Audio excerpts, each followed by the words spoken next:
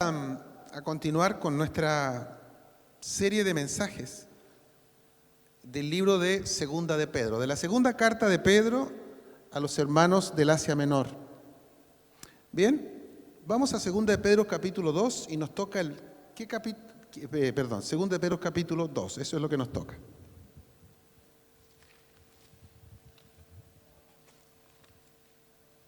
Vamos a comenzar desde el verso 1 hasta el verso 10. Voy a considerar todo el libro, porque todo el contexto del segundo libro hay que tocarlo, y voy a considerar los tres capítulos, o sea, el contexto de los tres capítulos. Y tomaré como texto base del verso 1 al verso 10. ¿Está ok? ¿Está very good?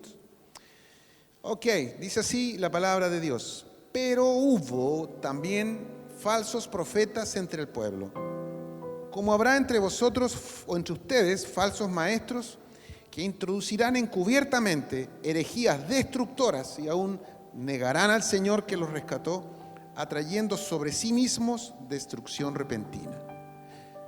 Y muchos seguirán sus disoluciones, por causa de los cuales el camino de la verdad será blasfemado, la gente hablará pestes del Evangelio de Cristo. Y por avaricia harán mercancía de ustedes con palabras fingidas, sobre los cuales ya de largo tiempo la condenación no se tarda y su perdición no se duerme. Porque si Dios no perdonó a los ángeles que pecaron, sino que arrojándolos al infierno, lo entregó a prisiones de oscuridad para ser reservados al juicio. Y si no perdonó al mundo antiguo, sino que guardó a Noé, pregonero de justicia, con otras 7 personas, trayendo el diluvio sobre el mundo de los impíos. Y si condenó por destrucción a las ciudades de Sodoma y de Gomorra, reduciéndolas a cenizas y poniéndolas de ejemplo a los que habían de vivir impíamente. Y libró al justo Lot, abrumado por la nefasta conducta de los malvados. Porque este justo que moraba entre ellos afligía cada día su alma justa, viendo y oyendo los hechos inicuos de ellos. Sabe el Señor librar de tentación a los piadosos y reservar a los injustos para ser castigados en el día del juicio. Y mayormente a aquellos que, siguiendo la carne, andan en concupiscencia e inmundicia y desprecian el señorío de Cristo. Póngale pausa ahí y por favor cierre sus ojitos. Oremos. Padre, nos presentamos delante de tu presencia.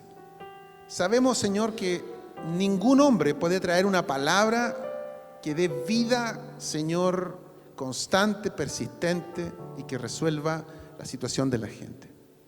Por eso venimos a orar todos juntos en esta hora para que tu Espíritu Santo toque cada uno de los corazones, cada una de las vidas, Señor, de tal forma que no solo oigan a tu palabra, sino que crean a tu palabra y sino que también obedezcan a tu palabra. Dame abundante gracia, Señor, para tratar esta temática, para prevenir tu iglesia, Señor, para que tu iglesia quede armada y protegida por tu palabra. En el nombre de Cristo. Amén. Muy bien. La semana pasada, en el capítulo 1 de la segunda epístola de Pedro, predicamos la importancia de la palabra de Dios para vivir como Él manda. ¿Se acuerdan? Ok. Hoy día vamos a tomar la importancia de la palabra de Dios, pero para reconocer a los falsos enseñadores. Entonces la palabra es la importancia del conocimiento de Dios para reconocer a los falsos enseñadores. Bien, quiero decirles que todas las personas que han vivido a lo largo de la historia siempre han enfrentado una era complicada. Por ejemplo, todos creemos que a Jesús se le hizo fácil y Él era el único que predicaba una doctrina distinta, o sea, Él era el único que iba contra la corriente. A Él le resultó difícil. Cuando Lutero presenta sus tesis oponiéndose a la Iglesia Católica, no fue fácil, lo persiguieron con deseo de matarlo. Cuando Calvino comienza a interpretar las Escrituras y a traer luz respecto de las Escrituras, cosas que no había, también lo comenzaron a perseguir. Entonces, nunca las etapas han sido fáciles, incluso la que usted y yo estamos viviendo, posmodernismo, posverdad, modernidad líquida, en fin, llámala como quieras, llámala como quieras. Estamos viviendo un tiempo difícil. Y el tiempo difícil, una de las dificultades es el tema de la verdad. Por ejemplo, ¿cómo se manifiesta esto? Yo veía en las noticias la semana pasada una persona que era kinesiólogo y que se hizo pasar por médico. Se vistió como médico, hizo aquí doctor Menchaca, ¿cierto? Y ya había pasado por muchos consultorios y ya tenía su consulta privada y mucha gente decía que el doctorcito era milagroso, pero él no era médico y engañaba a la gente. Otra de las situaciones que estamos viviendo en nuestra nación es el hecho que los asaltos están a la luz del día, ¿verdad? Ok, pero ese no es solo el problema. El problema también está en que los delincuentes se disfrazan de policías, con las mismas chaquetas de los policías, y dicen que necesitan entrar a tu casa, y entran y te asaltan. Entonces ya tú no puedes creerle a nadie. Y otros, por ejemplo, inventan enfermedades, tragedias, y piden dinero a la salida de los lugares públicos. Entonces, para engañar a aquellos incautos que, puesto que se sienten tocados por sus necesidades. Vivimos un tiempo en el que creer no es sencillo. Ahora, la pregunta es, ¿tú crees que esta situación habrá llegado a la iglesia? Quiero decirte que el apóstol Pedro, en su segunda epístola, en su segunda carta, aborda este tema. Porque efectivamente en ese tiempo el tema de la falta de verdad ingresó a la iglesia. Y lamentablemente en este tiempo que estamos viviendo, el hecho de torcer la verdad, torcer la realidad de Cristo también ha ingresado. Así que entremos entonces a esta temática de los falsos enseñadores y de las falsas enseñanzas. Pero para esto necesitamos regresar un poquito al capítulo 1. Y en el capítulo 1, en la parte final, si tú le das una mirada a tu Biblia, está el verso del 16 al verso 21. ¿Y qué es lo que va a hacer el apóstol Pedro entre el verso 16 y el verso 21 del capítulo 1? Él va a hablar respecto de que tenemos con nosotros la palabra profética más segura. ¿Cuál es el problema que estaba ocurriendo en el tiempo de Pedro? Que la verdad de Jesucristo estaba siendo puesta en cuestionamiento. ¿Cuál es la verdad? ¿Cuál es el problema que está ocurriendo hoy día en las iglesias y en nuestro país? Que la verdad en general está siendo cuestionada y que por supuesto la verdad de Cristo, la verdad de la palabra, la verdad de la Biblia también está siendo puesta en tela de juicio. Por eso el apóstol Pedro, dice: tenemos con nosotros, en ese pasaje que les dije, la palabra profética más segura. ¿Qué es lo que está haciendo con esto? En primer lugar, le dice que los apóstoles enseñan de aquello que vieron y que escucharon de parte de Dios. Por lo tanto, le dice, no confundan la palabra de Dios con fábulas engañosas, con fábulas muy ingeniosas, pero no son la verdad del Señor. Segundo lugar, en ese mismo pasaje que les dije del capítulo 1, les recuerda que entre ellos está la escritura del Antiguo Testamento, que hablaba de la profecía, de todas las profecías que hablaron los profetas y que se cumplieron en Jesucristo. Y en tercer lugar, nunca la palabra de Dios fue dada por voluntad humana. Así que si la palabra del Señor no vino por voluntad humana, sino que vino de voluntad de Dios, ninguna persona la puede interpretar a su propio antojo. Estos son los tres elementos que aparecen en ese pasaje de Pedro 1, del 16 al 20 y tanto. ¿Ok? Esto está en línea con aquello que dice el apóstol Pablo enseñándole a su discípulo Timoteo. En 1 Timoteo, capítulo 4, verso 9, cuando le dice, fiel es esta palabra y digna de ser aceptada por todos. Eso significa que en el tiempo de Pedro, por allá por el 67, lo enseñé en la clase anterior, en el culto anterior, hace 2 cultos, perdón. Se lo enseñé por allá por el año 67 después de Cristo. Ya había gente que decía que la Biblia, que las Escrituras no eran correctas. Y las interpretaban a su antojo y la trataban de acomodar para justificar sus vidas. Y de eso quiero que hablemos un poco hoy día. A pesar de lo que hemos señalado, lamentablemente los intentos por falsear la voluntad de Dios no solamente estaban en el siglo I, sino que también estaban 1600 años antes de Cristo, también siglos antes, porque el verso primero dice lo siguiente: pero en Israel, yo estoy en el capítulo 2 para que vaya guiándose.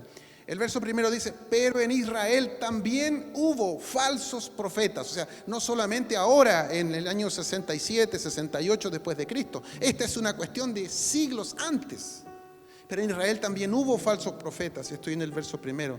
Como también entre ustedes habrá falsos maestros que introducirán, sin que ustedes se den cuenta, encubiertamente, y esto es lo peligroso, herejías destructivas, llegando aún hasta negar al soberano Señor que los compró, acarreando sobre sí mismos su propia repentina destrucción. Al respecto, es importante complementar que en el Antiguo Testamento Dios le habló a la gente. Hebreos capítulo 1, del verso 1 al 2, no lo busque, solo anótelo. Hebreos capítulo 1, verso 1 y 2, les digo lo que dice. Dice ahí el autor de los Hebreos que Dios en el Antiguo Testamento habló a través de los profetas y en el Nuevo Testamento habló a través de Cristo. Bien, eso es suficiente. Bien, entonces, sabemos que en el Antiguo Testamento Dios le habló a su pueblo a través de los profetas, pero hubo dentro de esos profetas falsos. Ahí se menciona uno. Y en el verso 15 dice: han dejado el camino recto y se han extraviado siguiendo el camino de Balaam, hijo de Beor, el cual amó el premio de la maldad. Esto lo trataré después. Pero ese profeta, o ese pseudo profeta, hacía cosas según lo mandaban y decía lo que la otra persona le decía que diga, pagando dinero. Entonces esto no era una cuestión del primer siglo. ¿Y cómo es que Dios habló en el Nuevo Testamento? En el Nuevo Testamento toda la gente ya tenía el Antiguo Testamento, ¿sí?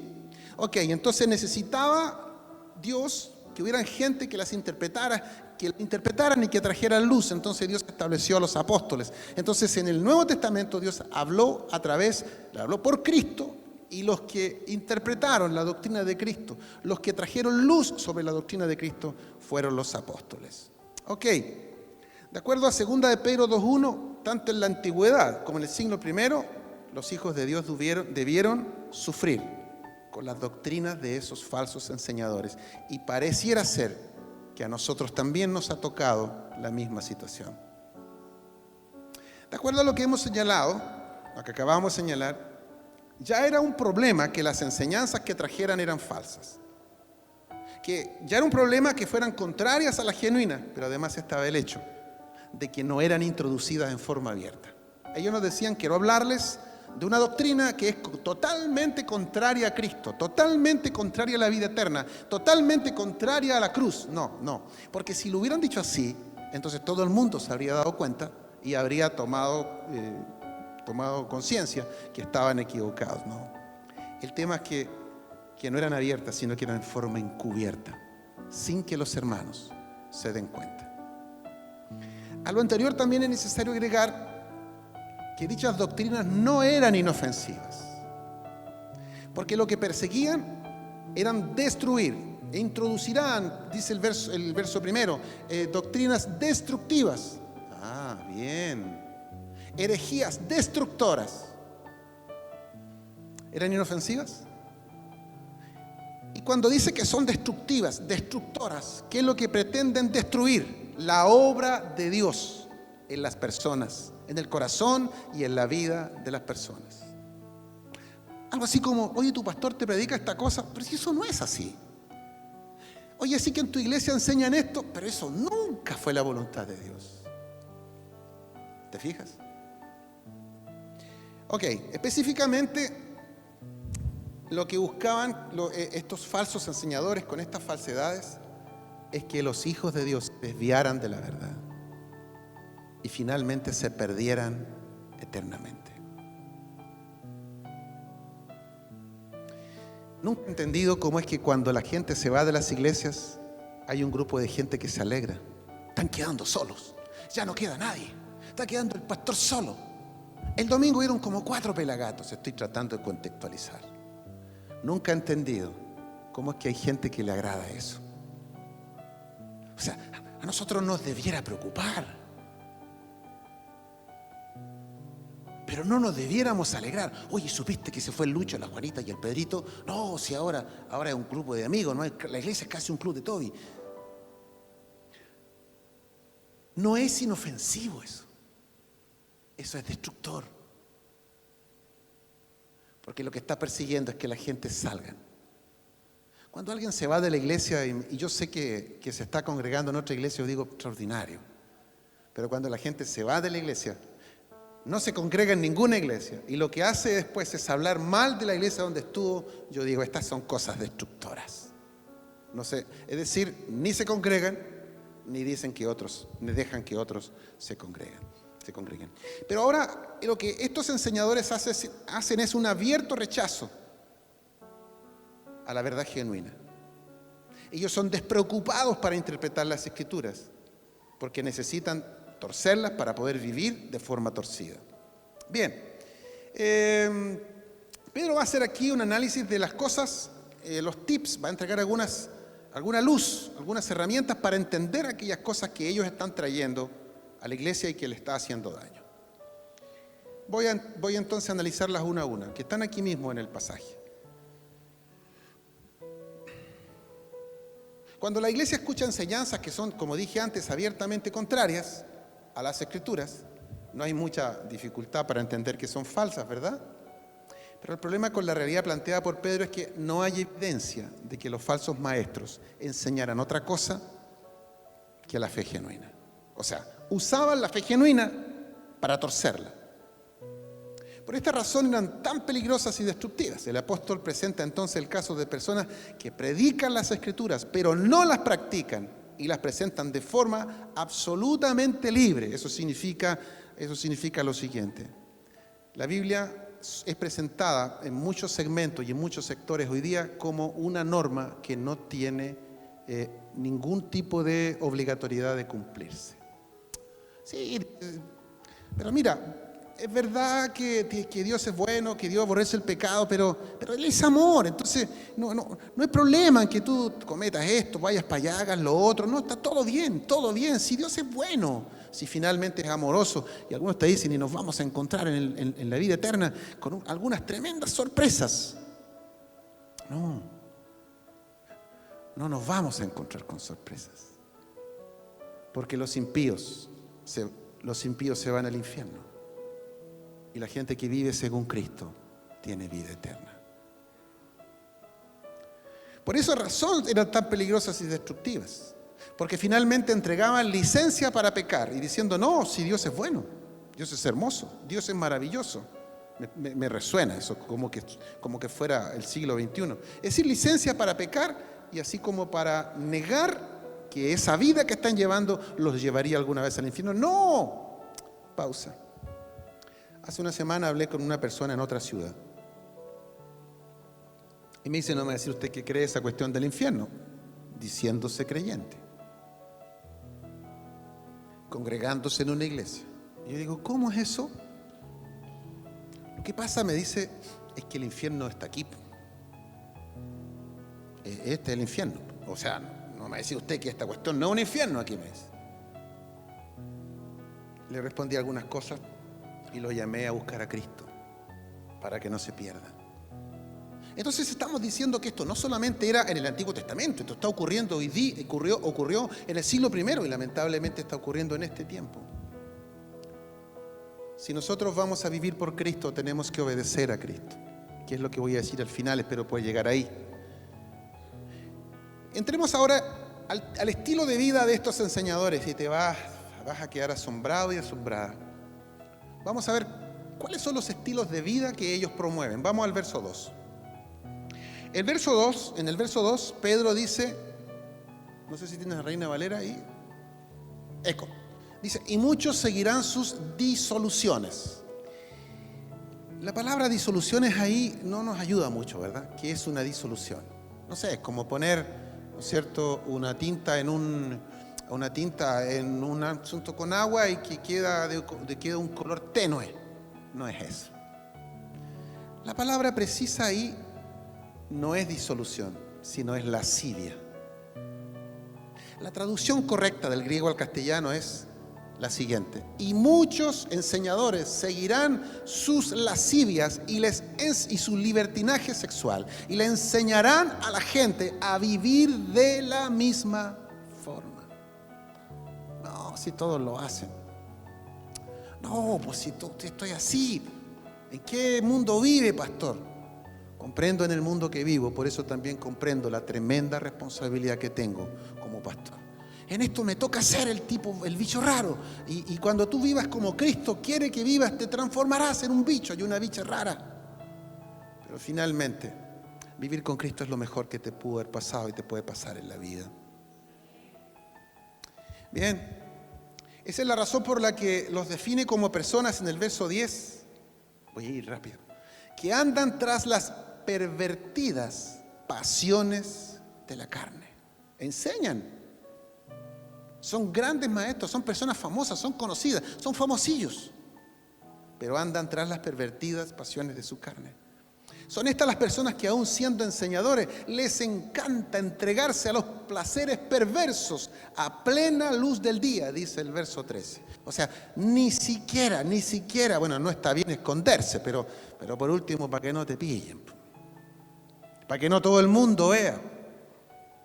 Y el verso 13 dice, son las personas, sí, eso, que les encanta a plena luz del día. Incluso que se recrean, esto es impresionante, que se recrean en sus errores, dicen chistes, dicen bromas, se acuerdan de los momentos justos mientras comen alegremente con ustedes. Ustedes los invitan a comer y ellos les cuentan a ustedes las fechorías que hacen. ¿Y con eso qué está haciendo? Diluyendo la palabra. ¿Qué están haciendo con eso? Diluyendo el mensaje. ¿Para qué? Para que la gente diga, si este que es enseñador, si este que es un maestro, si este que es una persona, ¿no es cierto?, que enseña de la Biblia y hace esto, yo también puedo hacerlo.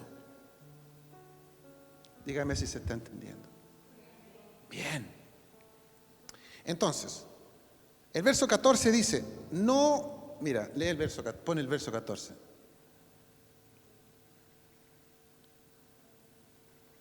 Bueno, los programas en vivo son así, ¿no es cierto? Estamos auspiciados por el jabón Copito. Tienen los ojos llenos de adulterio, no se sacian de pecar. A ver. ¿Qué significa tienen los ojos llenos de adulterio? Hay una traducción que lo define como de la siguiente forma. No pueden mirar a una mujer sin codiciarla, pero enseñan y son líderes. ¿Y cuáles son sus segmentos objetivos? El verso 18. Dice, pues hablando palabras infladas y vanas, seducen con concupiscencia, o sea, con deseos sexuales de la carne y disoluciones a los que verdaderamente habían huido de los que viven en el error. Eso es a gente nueva, recién convertida. ¿En tu iglesia tu pastor te enseña esto? Sí. No, pues si Dios es amor y tú puedes hacer el amor con cualquiera, no, dale nomás y no pasa nada. Además que Dios creó el sexo, podemos pasarlo bien, todo bien, no pasa nada. ¿Y qué hace la persona que todavía conoce poco de Jesús? Cae presa. Entonces dice el verso 19, prometiéndoles libertad mientras que ellos aún están esclavizados por los pecados sexuales, engañándose ellos y a sus víctimas, porque nadie puede dar aquello que no tiene. No sé si te recuerdas que en el verso primero dijimos, negarán al Señor que los compró. Dice de otra forma el verso primero, pero la traducción más adecuada, más contextualizada es, negarán al Señor quien los compró. Yo te dije, si ellos partían enseñando, miren, yo niego a que Cristo sea Dios, yo niego que Cristo resucitó, yo niego que Cristo sea Dios, nadie lo pescaría, ¿verdad? Pues bien.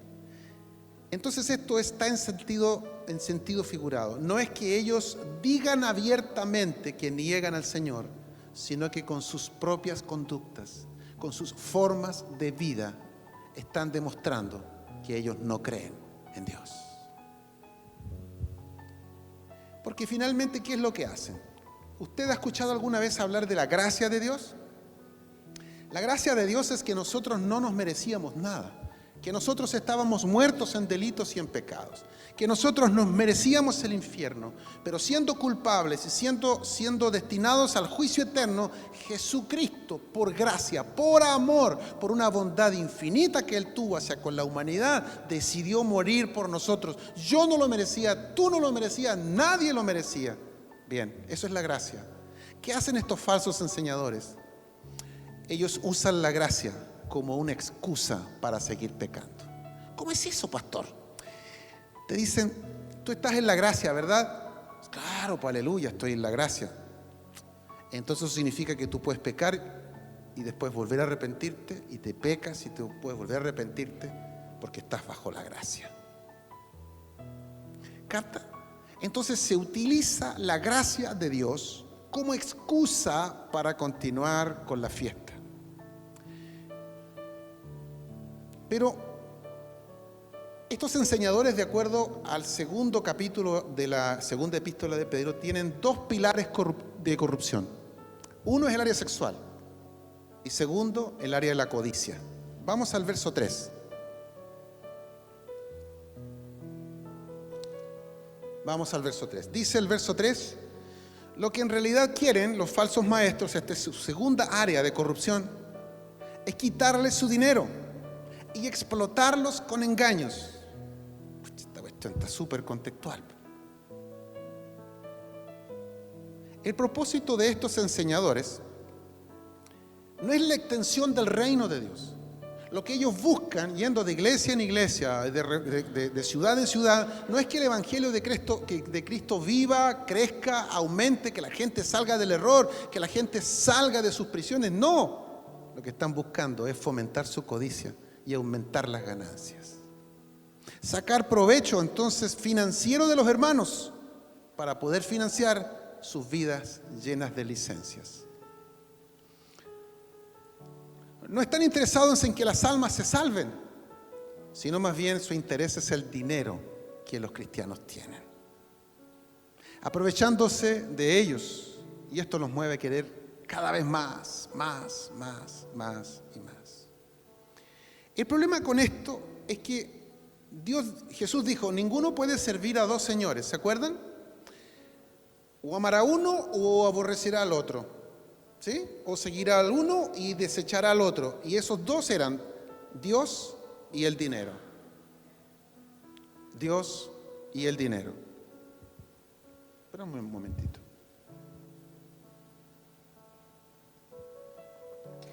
Ok. Entonces, si alguien tiene a Dios, no puede desear la codicia. Si alguien tiene la codicia, no puede decir que tiene a Dios. ¿Se entiende? Ok. Entonces, cuando un falso enseñador enseña de esta forma, viviendo de esta forma, está cortando su conexión con Dios. Y eso es lo terrible. Por eso el verso 14 dice, tienen el corazón habituado a la codicia. En el verso 15 dicen, se apartaron del buen camino y siguieron los pasos de Balaam, lo que les leí anterior. A quien le encantaba ganar dinero haciendo el mal. Quiero hacer un paréntesis. ¿Sabe lo que hacía Balaam? Hubo un rey que lo contrató para maldecir a Israel. Y él se dejó comprar. Entonces él iba y se ponía a maldecir al pueblo de Dios y en vez de maldecir, bendecía. Y el rey le decía, pero si te pagué. Dice, pero es que no puedo. Ya lo intentaba de nuevo. Maldícelos. Y él los volvía a bendecir. Te estoy pagando. No, es que no puedo. Y ahí aparece esa frase que a mí me gusta mucho. Él mismo la dice. Lo que pasa es que nadie puede maldecir a aquellos que Jehová decidió bendecir. Estos falsos enseñadores que se mueven enseñando aparentemente de Dios, pero lo único que quieren es llenarse los bolsillos, lamentablemente están haciendo lo mismo. Ahora la pregunta es, ¿tú crees que esto tendrá consecuencias? ¿Crees que esto tiene consecuencias? Todo lo que hacemos tiene consecuencias. La vida está llena de causas y efectos. ¿Sí o no? ¿Por qué empiezan a aparecer las canas? ¿Tiene una causa? La edad. ¿Por qué los huesitos se nos empiezan a poner a debilitar? A causa de la edad. ¿Por qué nacen los niños? No me diga.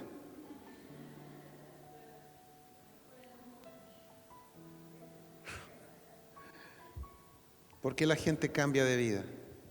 Porque se encontró con Cristo. Siempre la vida está llena de causas y efectos. Y en este caso, las personas que enseñan, así como las personas que siguen este tipo de cosas, también tienen este tipo de consecuencias que vamos a ver. Mira, yo me he dado cuenta de una cosa. Tú te pones a predicar del Evangelio de Cristo y la gente no le gusta mucho. Tú te pones a predicar de un evangelio donde puedas vivir libremente, sin tener límites, y donde además te digan, ¿no es cierto?, que si tú traes 100, Dios te va a dar 400, por supuesto que se llena de gente. Siempre ha sido más fácil seguir doctrinas que son bacanes. Si yo digo, pongo un letrero afuera, a partir del próximo domingo, tú puedes ser cristiano, pero vivir como quieras. Nunca en esta iglesia predicaremos una palabra que te incomode. Siempre diremos, tú eres un campeón, tú eres un ganador, tú eres un próspero. Dilo y se hará, solo decrétalo. Yo creo que nos llenamos. ¿Sí o no? Más o menos, nos llenamos. Pero quiero decirte que ese tipo de vida trae consecuencias y te las quiero contar de inmediato. Bien, la primera consecuencia que Pedro señala es que estos enseñadores no quedarán sin recompensas, pues con estas prácticas, verso 1, atrayendo, dice el verso 1, atrayendo sobre sí mismos destrucción repentina. No, esto es casi como decir, no necesitan que Dios los destruya, se autodestruyen. Si no se arrepienten de sus acciones rebeldes para perderse en el infierno, como dice el verso 3. A lo largo de la historia bíblica, siempre la falta de arrepentimientos trajo consecuencias. Entre el verso 4 y el 8, no sé si tú te acuerdas, Pedro destaca la caída de los ángeles que se rebelaron en contra de Dios.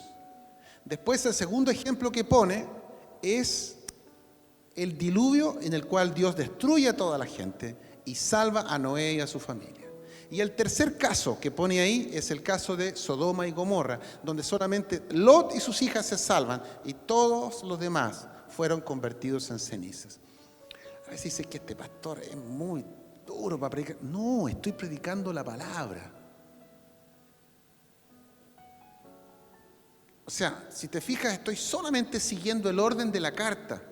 Pues bien, hay dos características ahí que hay que analizar.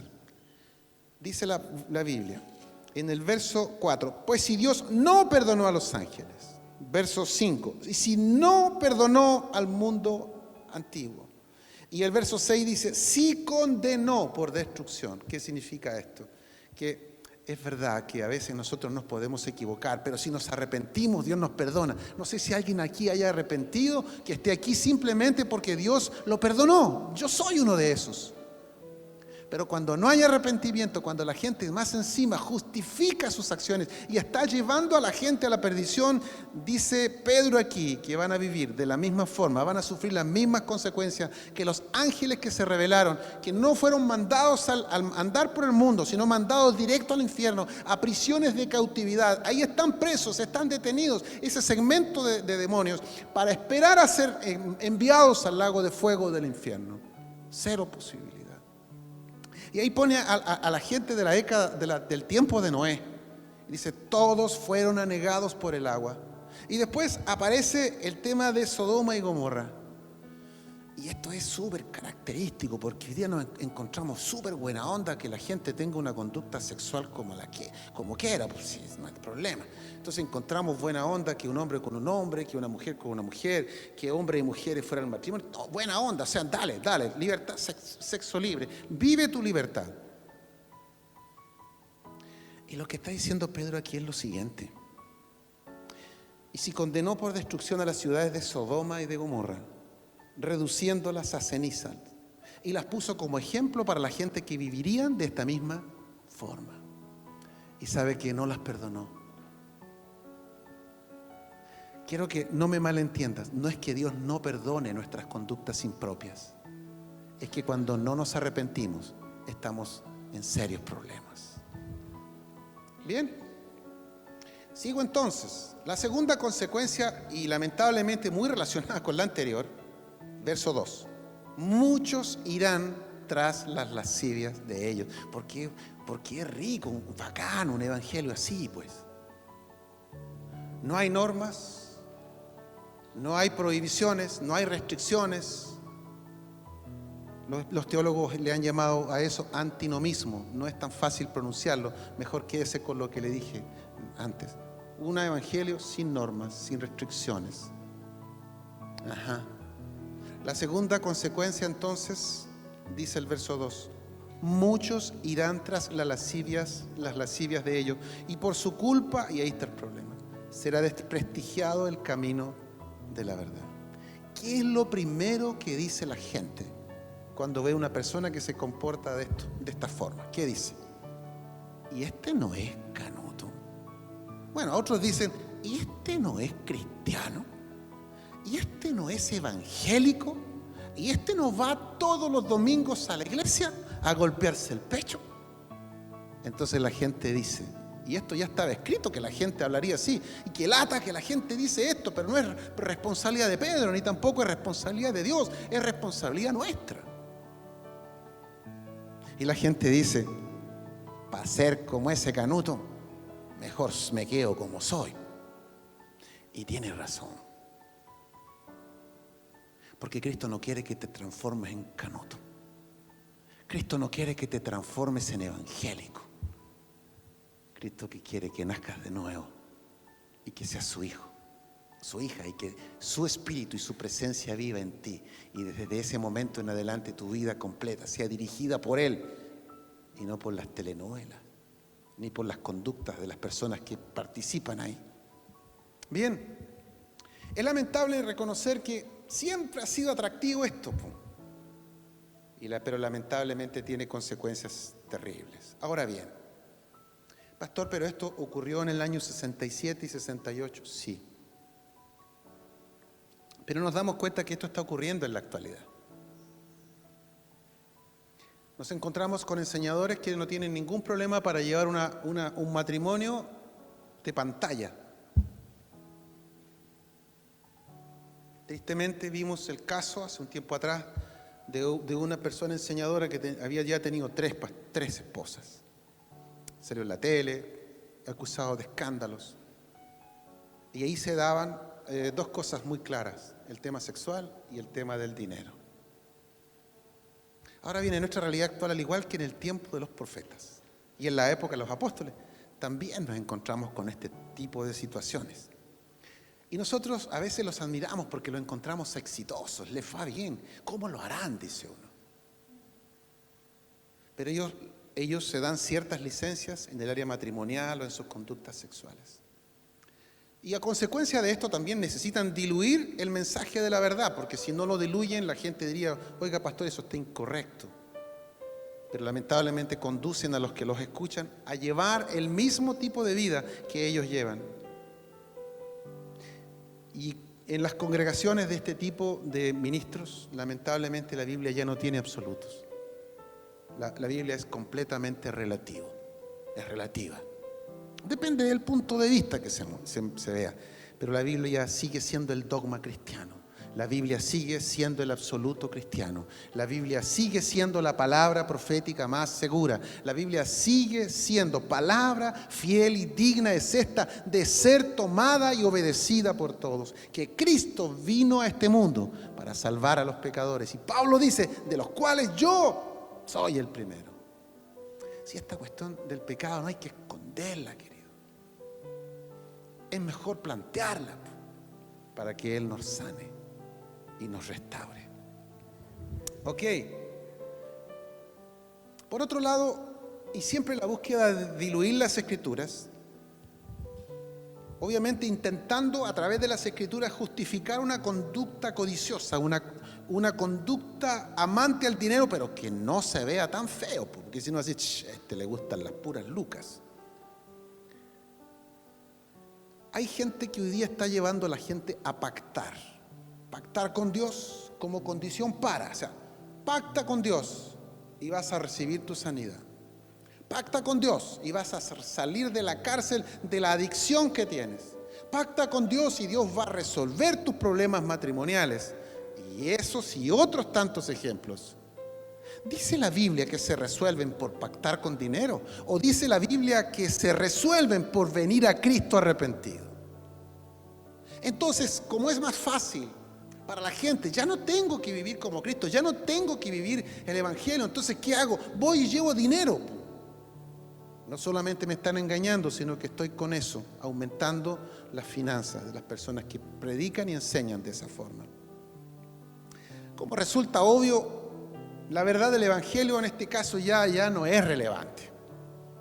Lo único relevante es que tú tienes la posibilidad de ser muy, muy próspero, siempre y cuando te pongas con dinero. Entonces ya de los púlpitos no se habla de la transformación de la vida. Y entonces de los púlpitos ya no se habla de que necesitamos abandonar la vida vieja. Porque cuando tú predicas estas cosas te encuentras con gente que se va, pues. Y yo no quiero que te vayas. Yo quiero que todos vivamos como Cristo quiere que vivamos. Entonces, por supuesto, el dinero es lo relevante en las prédicas. Ya la cruz, ya el infierno, ya la vida eterna, ya el regreso de Jesús no tiene ninguna importancia. Todo eso baja, mientras la finanza de los que enseñan este tipo de cosas va aumentando. Ante estas realidades tan evidentes de este tiempo, la iglesia no puede bajar los brazos. Mira, ¿tú sabías que existen carteras falsas? Sí, ¿cierto? Perfecto. Tú sabes, a botón, ¿verdad? A botón. Ok. ¿Tú sabes que existen zapatillas falsas? ¿Sabes que existen perfumes falsos? ¿Sabes que existen relojes falsos? Bien. Si alguien nunca tuvo una cartera, botón, se dejará seducir. Estas carteras valen, pues inventar, 150 lucas. ¿Y cuánto? Ya, pues estoy inventando. Ya, Paula, ¿cuánto valen? Como 1 millón. ¿Y a cuánto ven aquí? 30 lucas nomás, jefa. Y con descuento. Entonces, una genuina. Pues claro, policía, yo mismo la fui a buscar. Eso lo borras, por favor, después. Pero si nunca tuviste un par de zapatillas Nike, gracias. Nunca tuviste un reloj Rolex, es fácil que caigamos. ¿Sí o no? Si nunca tuviste un perfume original, nunca te vas a dar cuenta si es imitación. ¿Por qué hago todo esto? Porque estoy ya llevando la aplicación a un nivel súper fácil de entender. Si nunca tienes contacto con lo genuino de Dios, que es su palabra, estás en peligro. Porque cualquier persona te puede torcer la verdad y tú no darte cuenta. Cualquier persona te puede decir, ¿cierto? ¿Qué te están enseñando en tu iglesia?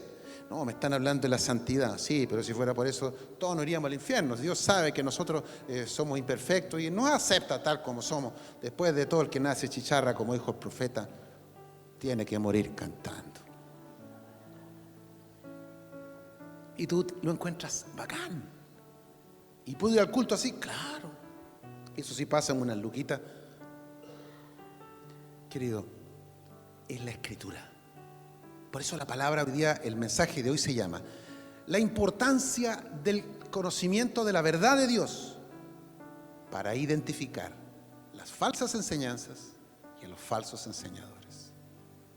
La iglesia en este tiempo está teniendo una actitud súper peligrosa y la tengo que plantear. No tiene una relación seria con las Escrituras, porque hay una relación superficial con las Escrituras, con la palabra de Dios, y otros finalmente no tienen ninguna relación, y eso es un riesgo. Porque alguien te puede venir con un Rolex que no es Rolex. Alguien te puede vender un perfume original, pero no es original. Bien, vamos a conocer los productos genuinos. Ya, eso lo borran, por favor, de la grabación. Cuando nuestro Señor Jesucristo resucita, luego de cargar el pecado de toda la humanidad, venciendo al que tenía el imperio de la muerte a través de la muerte, ¿qué le mandó a sus seguidores? Predicar, predicar, predicar y predicar. Marcos 16, 14. Y a enseñar todas las cosas que Él antes le enseñó a ellos para que ellos se las enseñen a otros. O sea, la predicación, la enseñanza de la palabra debía fluir entre la iglesia. Amén. Pero las personas que recibían la enseñanza, las personas que eran receptoras del Evangelio de Cristo, también se les ordenó que creyeran y obedecieran al Evangelio. La responsabilidad de los creyentes hoy es tanto para predicadores como para ustedes, los que escuchan el mensaje. Los primeros, o sea, los predicadores deben ser fieles mensajeros de la verdad y enseñar la verdad aunque eso complique. Y los segundos deben ser personas obedientes a la palabra, aunque todo tu entorno te diga que eres un bicho raro. Ponte de pie. Ponte de pie, por favor. Vamos a orar al Señor juntos, porque vaya que necesitamos. Después de este mensaje llegamos a la conclusión que necesitamos la luz de Dios, ¿verdad? Necesitamos conocer el Evangelio genuino. Necesitamos conocer el Evangelio no mezclado, no con medias tintas. Todo tiene consecuencias.